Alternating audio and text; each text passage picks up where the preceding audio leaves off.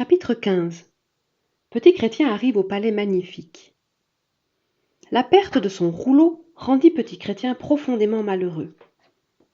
Dans son trouble, il en oubliait même les lions, et ne pouvait penser qu'à l'étourderie qu'il avait commise en égarant un don précieux du roi. Tout à coup, il se rappela sa halte sous l'ombrage. Qui sait, peut-être le papier avait-il glissé à terre lorsque Chrétien s'était levé si brusquement. « Oh, comme j'ai été sot de m'endormir ainsi !» pensa-t-il. Cela m'a fait perdre beaucoup de temps, et je ne pourrai plus arriver au sommet avant la nuit. Pourvu que je retrouve mon parchemin. Il revint donc sur ses pas, regardant attentivement par terre, à droite, à gauche, pour le cas où l'objet serait tombé pendant le trajet. Il arriva au bosquet, et là, près du banc sur lequel il s'était assoupi, il eut la joie d'apercevoir son trésor égaré. Je vous laisse à penser avec quelle ardeur il le saisit, et combien il fut reconnaissant que le roi lui eût permis de le recouvrer. Mais toutes ces allées et venues avaient pris beaucoup de temps, et bien que Chrétien s'engageât de nouveau dans l'aride sentier aussi promptement que le lui permettaient ses jambes, le soleil avait disparu depuis longtemps, et lorsqu'il atteignit enfin la crête, il faisait presque sombre.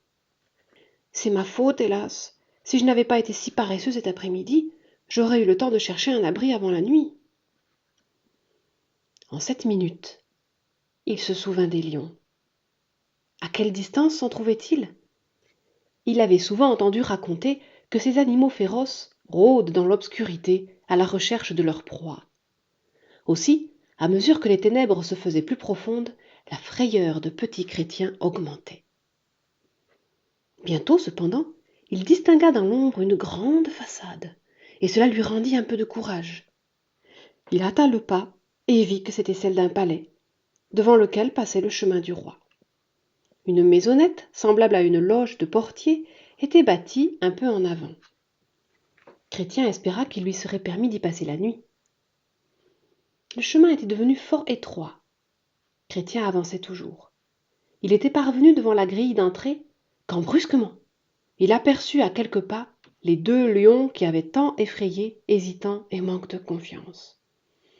Ces lions étaient couchés l'un à droite, l'autre à gauche. Ils étaient enchaînés, mais à cause de l'obscurité, on ne voyait pas leurs chaînes, en sorte que Chrétien s'arrêta net. Sûrement, s'il essayait de passer, les fauves bondiraient sur lui. Or, vigilant, le portier du palais savait combien les pèlerins redoutaient les lions. Aussi sortait-il souvent de sa loge pour voir si quelqu'un approchait. Lorsqu'il aperçut Chrétien, il l'appela et lui cria « N'aie pas peur, les lions sont attachés tous les 2. Marche droit devant toi, et ils ne te feront aucun mal. » Chrétien avança donc. Son cœur battait, et il tremblait de tous ses membres. Mais il se maintint au milieu du chemin, et quoique les lions rugissent sourdement quand il passa près d'eux, ils demeurèrent immobiles, et n'étendirent même pas leurs énormes pattes pour le toucher. Dès qu'il les eut dépassés, Chrétien battit joyeusement des mains, puis courant au portier, il l'interrogea. « Qu'est-ce que ce château ?» ?»« C'est le palais magnifique. Il appartient au roi, qui l'a fait bâtir pour ses pèlerins.